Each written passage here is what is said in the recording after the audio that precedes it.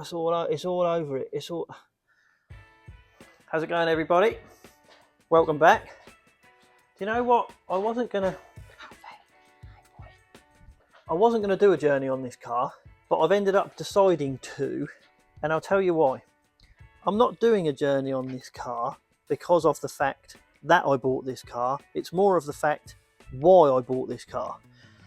Anyone that knows anything about BMWs will already know that we're looking at a BMW E60 5 Series 520D because it's a 59 plate. It's an LCI facelift model, which means you get nice LED rear lights, facelift parts all around it, facelift front end.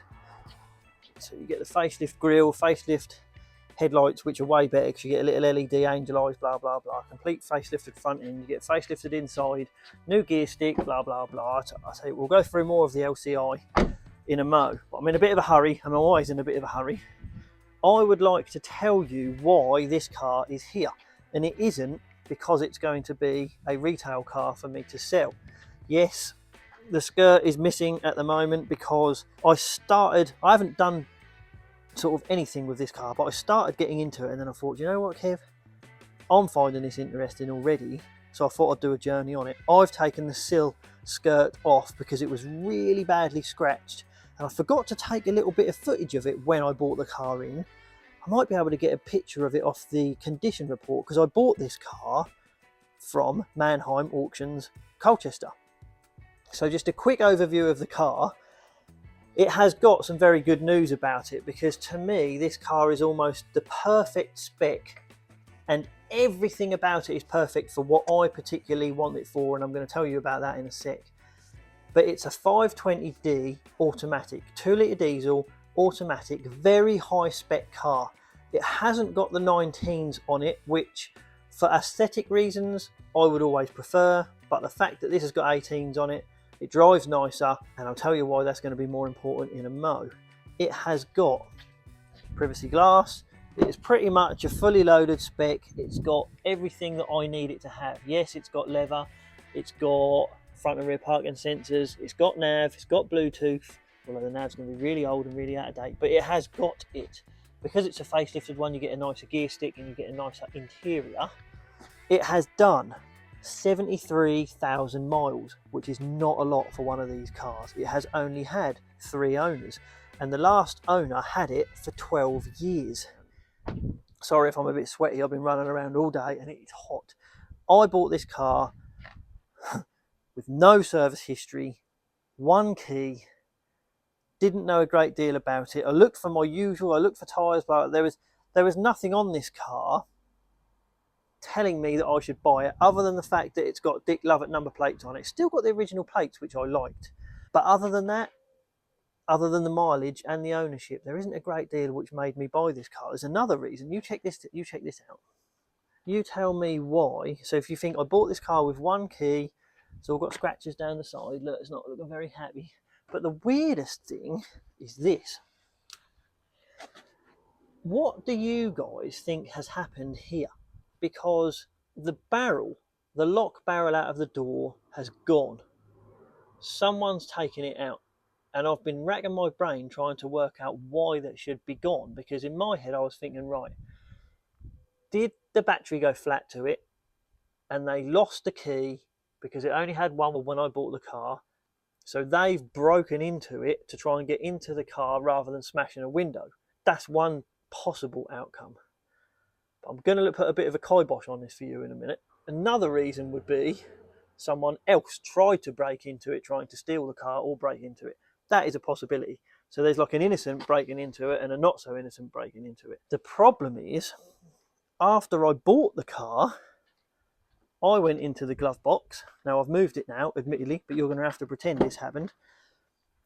I went into the glove box and I found the spare key that worked. So I have got 2 keys for this car. That was a little bit like winning the lottery for me when I found the key. But weirdly, after I found that in the glove box, when I started rooting around the rest of the car, I went under the driver's seat.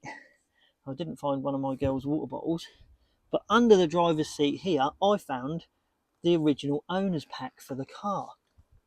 And this is also what I found. So I found the complete original book pack with all the owner's manuals, Bluetooth telephone manual.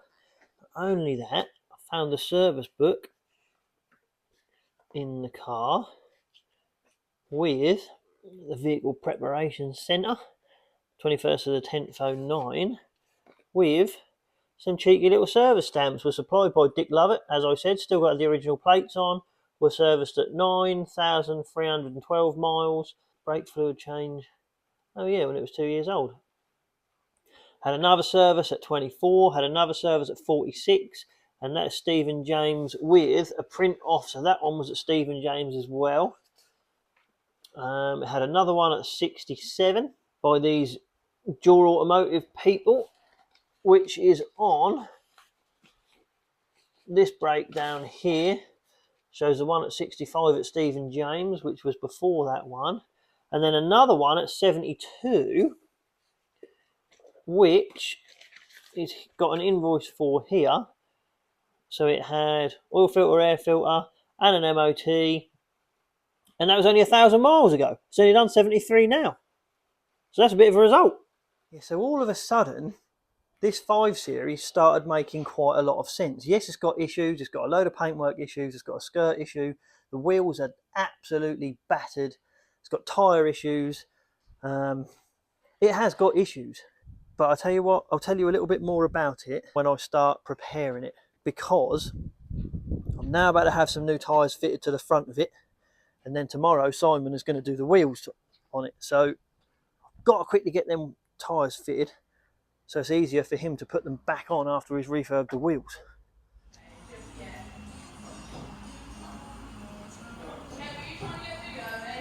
Well, no. Just need to take 5 seconds to show what an amazing job Si's just done on these wheels. Now, I know centre caps are missing, I know the stickers are missed, but like look at the shine on them wheels. Look at the shine on them. I just find it amazing that he can get that good a fit. I mean, these were battered, these wheels. Sorry about the mess, everyone. I just wet vac the seats on a KA and haven't had a chance to put everything away. I just jet washed the mats. There they are, look at them, look nice and clean. Look at them. Marvellous. And now, it's time for me to put this lovely skirt on. Look at that, what a difference that is compared to the... Oh, look at the shine. What a difference compared to what it did look like. Now, a lot of you might be wondering why I'm doing this outside on an old blanket rather than in my workshop, and the reality is because I like being outside. I feel like we're stuck inside in the winter enough in this country, so if I can be outside in this weather, I'll be outside. Let's get that on. Alright, any clips on there? That one is not straight. That's straight, that's straight, and they're all straight. Don't scratch me new skirt.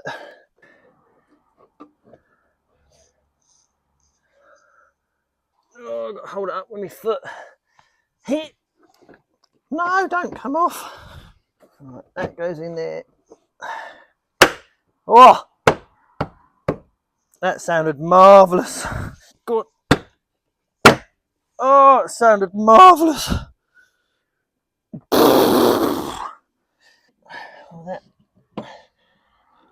Oh, that sounded lovely. Oh, it lines up perfect. Oh, the holes line up perfectly. Good times. Oh, I'm so pleased. Centre caps are in, new badges are in, tyres are shined. I will do that again, but sometimes I just like to do it to see what the car's going to look like. Obviously the car is filthy dirty, but now the side skirt and everything is back on. Shut the garage door. I'm going to give the car a quick once over, but I'm not going to go massively into the wash. You guys have seen me wash cars before. If you want to see like an in-depth wash, then you'll have to go and watch one of my other videos. Let's just get this clean.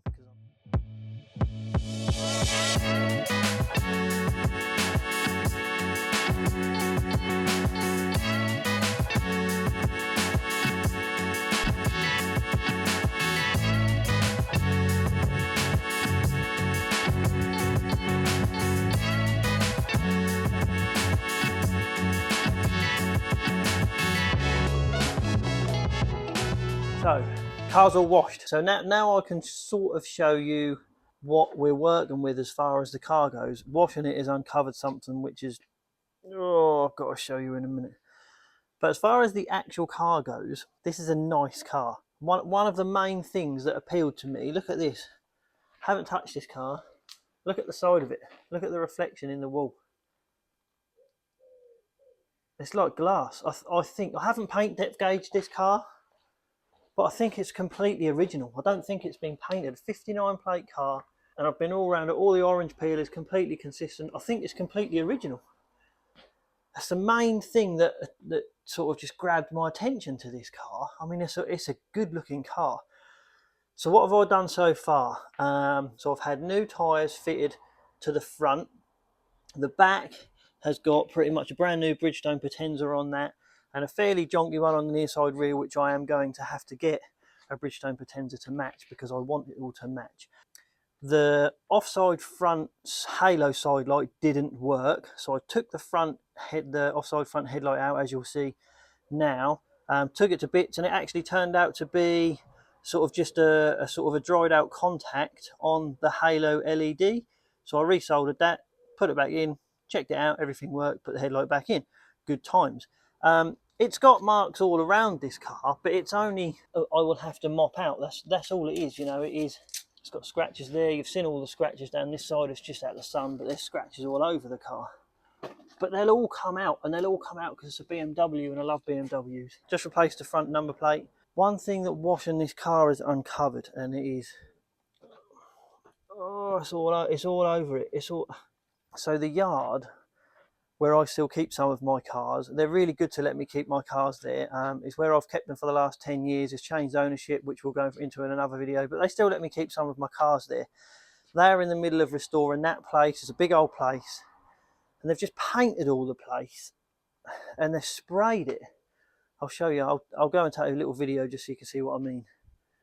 My cars are out the back, and it's like a weatherproof spray, and it's absolutely covered my cars, every single one of them.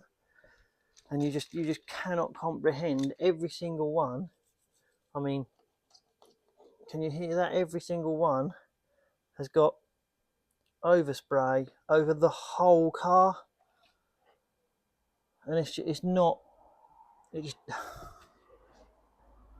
meant to come off. Obviously, it's been baked on by the sun as well, and it's just. So I think it'll clay off. I haven't tried yet. There is no traffic film remover or fallout remover. Nothing will move. It's designed to withstand that sort of stuff. So if clay doesn't get it off, I'm supposed to be in a hurry for this car as well. That is a pain. I'm not going to do a proper in-depth journey on this car to show what I'm going to do to prepare this car, mainly because it's not going to be a retail car. But I do want it to look nice. And I'll tell you on road test why I want it to look nice and why I'm in a hurry for it. I'm going to do that number plate in a minute because that's annoying me. That's better, isn't it? That rear number plate annoyed me a smidge more than I realised. Now, I've got to check if these spots are going to clay off. Can we focus on them? That'll do. I'm going to have to ignore my horrific reflection. Oh, please come off, please come off. Oh, listen to it. Oh, it's coming off.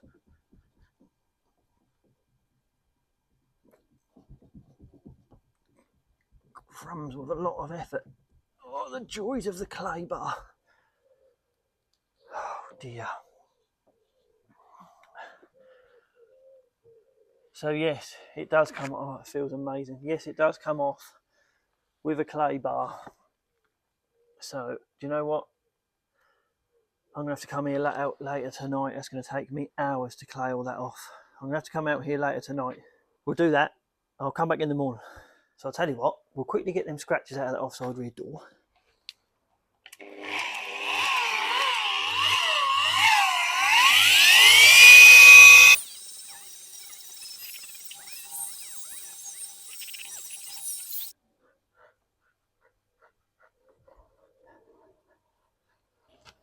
Oh, just that one.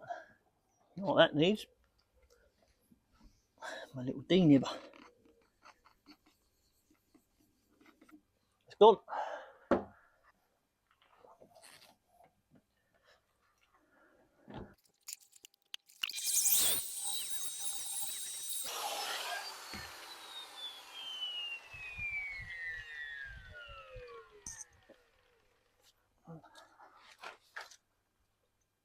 Marvellous. And there we go, everyone. I've sort of skipped every stage possible on this one. I mean, that's because this isn't about, well, it sort of is, but this particular video isn't really about the trade to retail of this car. It's why this car is here. And we'll get to that on road test in a minute. But instead of showing you every single stage that I did on this car, I've sort of said what it needed, and I've skipped a load of stages really because it isn't going to be a retail car. So, I mean, the last time you saw that I said the whole thing needed claying because it had overspray all over it.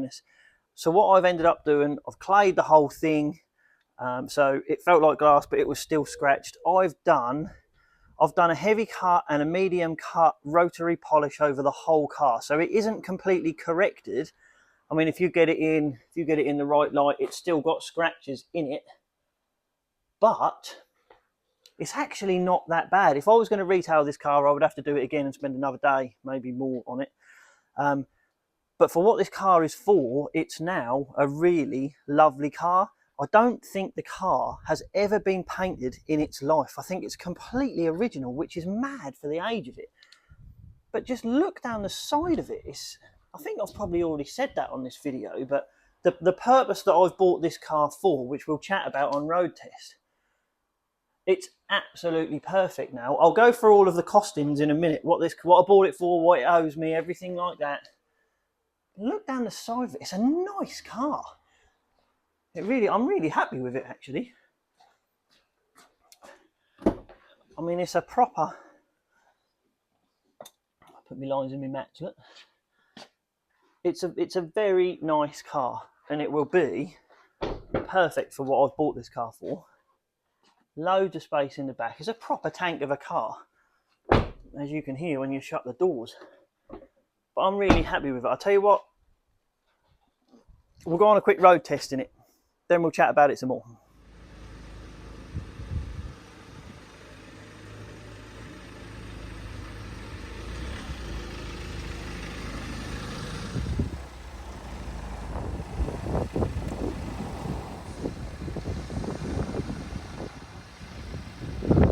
Well, here we go again, down my road in a BMW.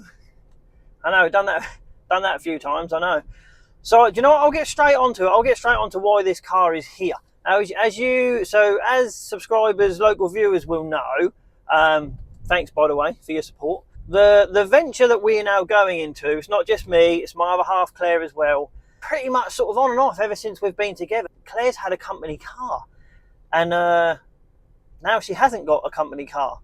So the challenge for me was to find Claire a car.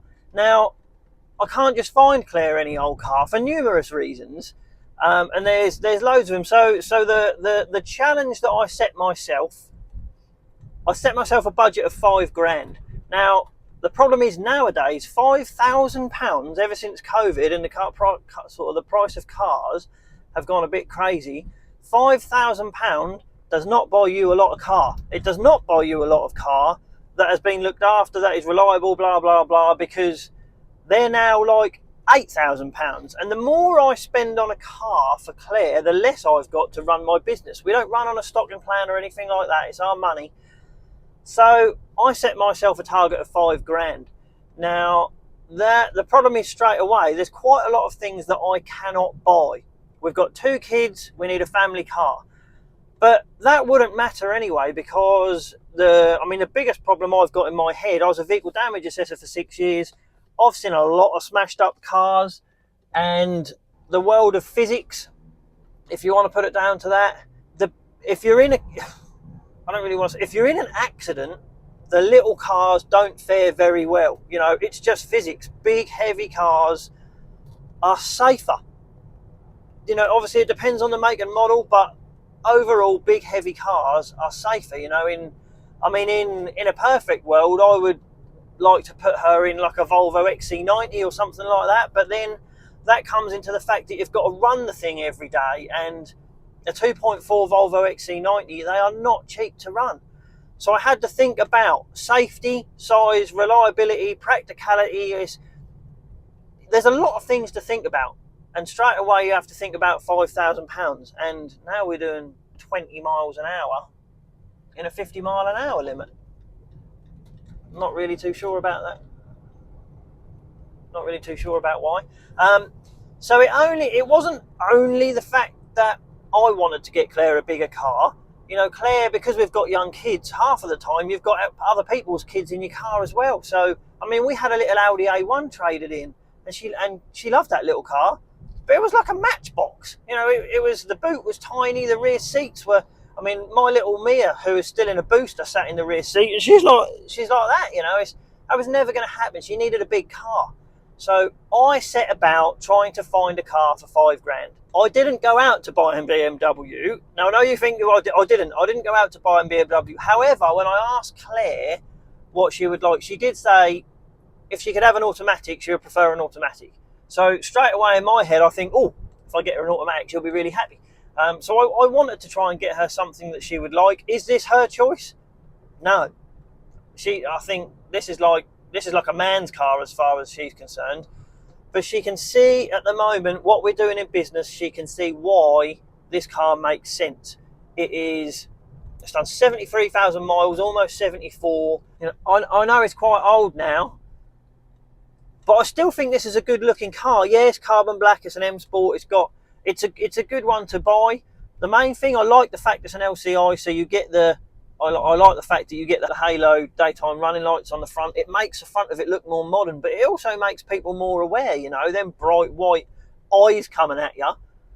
It makes people aware when they're thinking about pulling out. So that's another sort of safety aspect I like about this car. I will go over the costs exactly at the end of this, so you see what this car owes me. But as I think, just off the top of my head, buying the car, I've had the aircon fixed, I've had new tyres fitted to it, I've bought a spare wheel for the back because there is a cutout in the boot for a spare wheel. Yes, the car's got run flats on it. Yes, they drive better without run flats, but I thought the fact that if Claire gets a puncture and it's got run flats, it will get her somewhere, if it isn't a blowout, that non-run flats wouldn't. So I put run flats on it. As far as had to get the side skirt painted, as you know. I'm trying to think what else I've done to this car. It wasn't I didn't need servicing. I'm going to get it serviced, but I've been in a bit of a hurry with this car because this is now Sunday. Claire needs it Monday to go away. So I've been on a bit of a time scale as well, which is why I've sort of rushed the prep of it. But it is now a lovely car. I'm really happy with this car. It looks lovely. So when it's at the new site, because Claire will be driving to the new site every day, it's going to sit there. It's got to be a nice looking car. I didn't mean to get a BMW, but I'd like to see what your opinion would be, to see what you would buy. £5,000. We'll go automatic because I ended up getting an automatic. £5,000 automatic. Can't be nothing small. I mean, in reality, if I was going to buy, I would have bought Claire a Honda Civic. But £5,000 will now only buy you a nice 8th generation Honda Civic, which is like an 06 to a 2011, you know, that shape Honda Civic. I mean, you could get a 9th gen Honda Civic, but long story short, Claire don't like Hondas. She doesn't like the way Hondas drive.